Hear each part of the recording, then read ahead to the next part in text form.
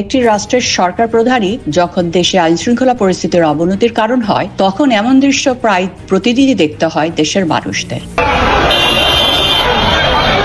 বর্তমান অবৈধ সরকার যখন তার নিজের স্বার্থে অন্যায্য কোনো কিছু বাস্তবায়ন করতে আন্দোলনের নাটক সাজায় নিজের কিংস পার্টি এনসিপিকে দিয়ে, তখন অপরাধ করা বিডিআর বর্তমান বিজেপির সদস্যরাও সাহস পায় মবের মাধ্যমে রাস্তায় নেমে তাদের বেআইনি দাবি আদায়ের আন্দোলন করতে।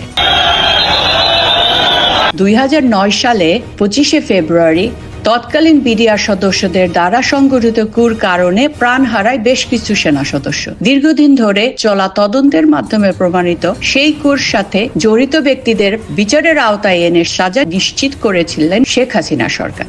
কিন্তু বর্তমানে যখন একের পর এক অবৈধ ও অনৈতিক কর্মকাণ্ড ও দাবি মেনে নিচ্ছে ইউনূস সরকার, তখন এমন ঘৃণ্য অপরাধ করা বিডিআর সদস্যদের পক্ষেও একদল মব তৈরি করে তাদের 3 দফা দাবি ঘোষণা করে। আর এই দাবি আদায়ের লক্ষ্যেই আজ ইউনূসের বাসভবন যমুনা ঘেরাও করার চেষ্টা করে আন্দোলনকারীরা।